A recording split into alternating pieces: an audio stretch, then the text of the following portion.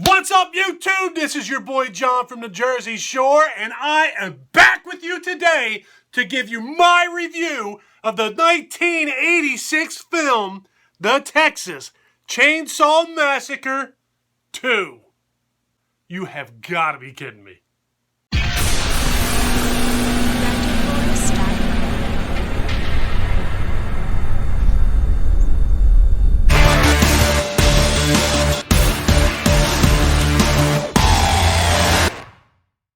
The Texas Chainsaw Massacre 2 was written by L.M. Kit Carson and Tobe Hooper. It was directed by Tobe Hooper, starring Dennis Hopper, Carolyn Williams, Jim Siedow, Bill Moseley as Chop Top, and Bill Johnson as Leatherface.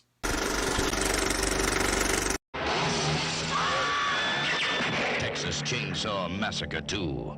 Alright, so this movie begins with these two preppy jock-looking dudes driving down the road in a Cadillac. They're partying, they're looking for a good time.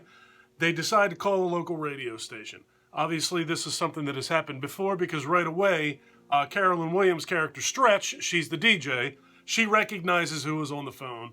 She tells them to, why don't you call your mama or something along those lines, and she hangs up on them. So after she hangs up on them, they approach a truck on a bridge. The truck pulls out in front of them. They have to slam on their brakes. Then the truck backs up and gets out of their way. But when they take off down the bridge, the truck takes off right with them, in reverse. So this truck is now keeping pace with this car while driving in reverse. In the back of the truck, up jumps what appears to be a zombie. The zombie's flipping out. He's basically just harassing the crap out of the guy driving the Cadillac. He still has the phone in his hand, and for whatever reason, the guy in the passenger seat has a revolver in his hand. So they're driving side by side. At this point, you start to wonder if this is the longest bridge in the history of bridges, because they're still on this bridge. They're still driving the exact same speed. The truck is still in reverse, keeping pace with them. So now, the guy with the chainsaw is banging the chainsaw on top of the convertible car that these two dudes are driving. He's messing up the roof of the car. He's got that all ripped out. He's hitting the door frame. He's messing this car up with this chainsaw. So all of a sudden, the guy in the passenger seat decides he wants to start using his gun. He takes a shot and he hits the zombie in the side of the face to reveal that it in fact is not a zombie. It's Leatherface. Of course it's Leatherface. Who else would it be?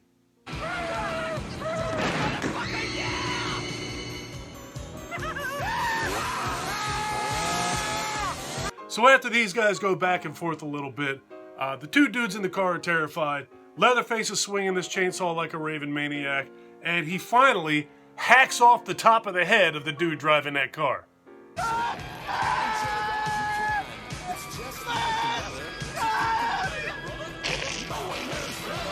The car crashes, of course, and that's the end of these two.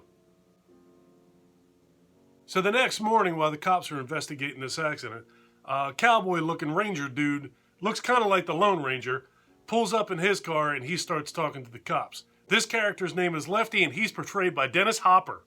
Really? Dennis Hopper's character, Lefty, is very interested in what took place here because he is the uncle of Franklin and Sally, who were in the original Texas Chainsaw Massacre in 1974. Franklin was that terrible character that was in the wheelchair, and Sally was the blonde-haired girl who actually survived. So this cop is telling Lefty it was just an accident, these kids were partying, so on and so forth, blah, blah, blah. And Dennis Hopper says, oh, of course you were, because, it's very obvious that they were just partying. That's why the top of that dude's head was cut off. So back to Stretch, the DJ at the radio station. She hung up on those guys when they called because she didn't want to be harassed by them anymore, but the radio station continued to record that call. So that tape contains the driver of that car being killed by a chainsaw, all the sounds that obviously a chainsaw makes, as well as the shots fired by the passenger. So now Stretch is on a mission to get this tape to Dennis Hopper so that he can listen to it. Why is Dennis Hopper in this movie? So Stretch does meet up with Dennis Hopper, and when she presents him with this tape, he tells her, I want you to play it on over the air. Play it on your station. I don't care what you got to do. I don't care what strings you got to pull. I want you to play that tape over the radio. So Stretch does exactly that. She plays that song on the radio. Everybody hears these guys screaming, hears that guy dying. They hear the chainsaw, they hear the shots fired. As a result of her playing this on the radio, she gets paid a visit by two other characters. Chop Top, played by Bill Moseley, and Leatherface, played by Bill Johnson. Pair of bills. We all know who Leatherface is. I don't need to explain to you who that guy is. Chop Top is a new character. He's another one of the Sawyer boys. One of the Sawyer kids was killed in the first movie. Leatherface is another one of the Sawyer kids. Now in this movie we have Chop Top. Chop Top he's real, if you know who Bill Moseley is, he's one of Rob Zombie's boys. He was Otis Driftwood in the Firefly series. The House of a Thousand Corpses, Devil Rejects, and Three from Hell. I digress. Bill Moseley, he's got a very distinct voice, skinny as could be. You know who he is if you saw him, trust me. His character is completely nasty. He's got a steel plate in the side of his head, and around that plate is his actual flesh. What this guy does is he takes a lighter, he lights a clothes hanger, and scratches at the flesh around this plate, and pulls little beats of burnt scalp off and eats them. He's gonna send me back to the VA hospital with a dent in my plate.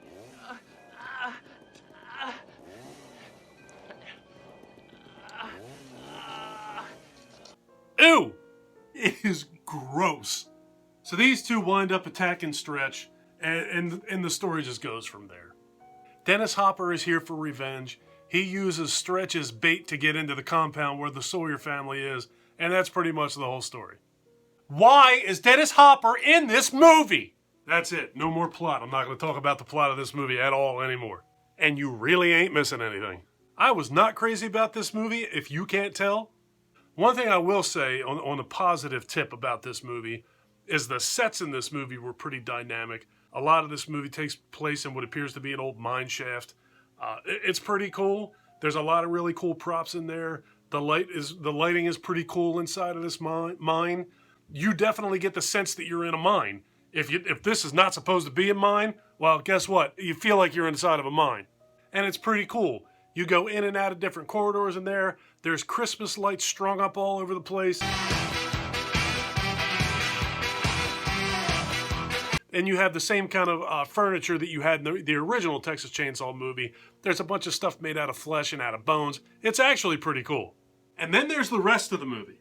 The original 1974 movie is an absolute Mount Rushmore masterpiece of horror. It was written and directed by Tobe Hooper. It blows my mind that Tobe Hooper had anything to do with the creation of this abomination of a horror movie. As a matter of fact, I take that back. This in no way is a horror movie. It's not scary. It's not funny. The closest thing that I guess it gets to being a horror movie is there's some gore in this movie, and it's kind of gross. Jim Siedow, or Siedow, I'm not sure exactly how you pronounce his last name, his portrayal of the father in this movie. In the first movie, it was rather annoying. In this movie, it's absolutely dreadful. I know this gentleman passed away a few years ago. It's been quite a few years now. Rest in peace, sir. But his portrayal of the father in this movie was absolutely dreadful. Bill Moseley's character in this movie, Chop Top, he is a legendary character throughout the horror community, and I really don't understand why. I just thought he was very annoying and extremely gross in this movie. He's memorable. Maybe that's why he's so legendary, because he's definitely memorable. I watched this movie many, many years ago, and I thought it was kind of ridiculous. And yesterday, before I put this movie on, I told my wife, I don't know what I'm getting ready to get into. I remember this movie being pretty terrible. I sat down, I'd say no more than 15 to 20 minutes into it. I wish that I did not put this movie on. It was painful to sit through this movie. It took every ounce of strength that I had inside of me to pay attention to this movie and not get on my computer and not pick up my phone and not start writing notes. This movie was so bad that it really couldn't even hold my attention. I managed to fight my way through it.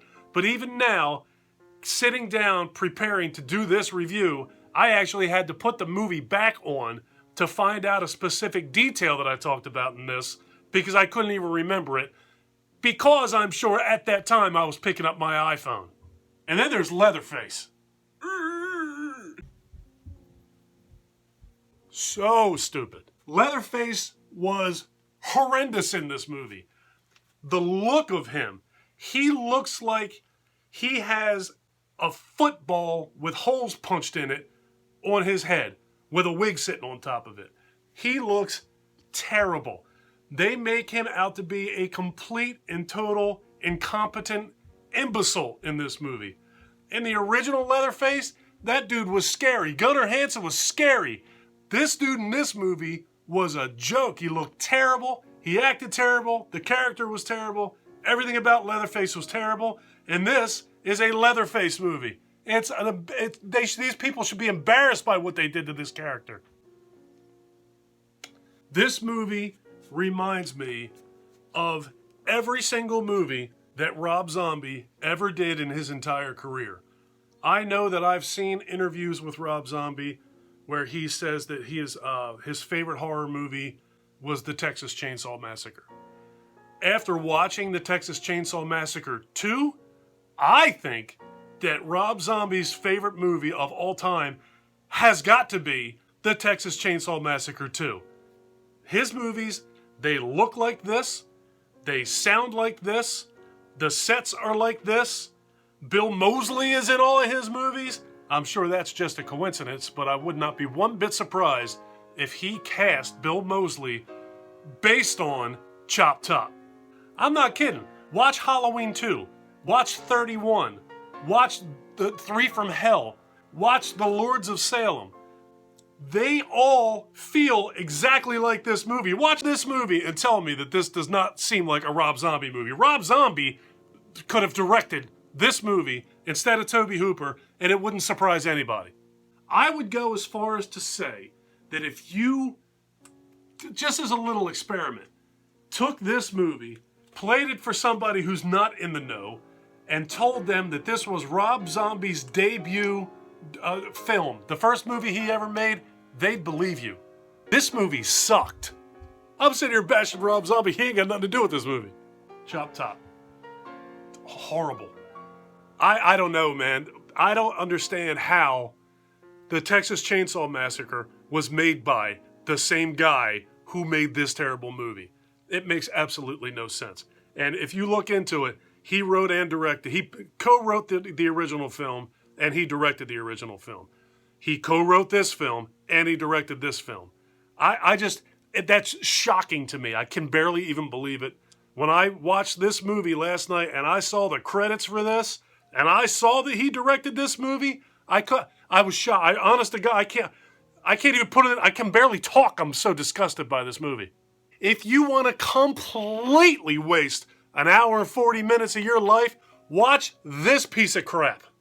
And finally, once again, why is Dennis Hopper in this movie? All right, folks, that is going to do it for my review of the Texas Chainsaw Massacre Part 2. If you like this video, please give me a thumbs up. If you really like this video and you have been enjoying my content, do me a huge favor. Click that subscribe button, and after you click that subscribe button, remember to ring that bell. Take care of yourself. Take care of each other. Have a kick-ass day, and thank you for watching.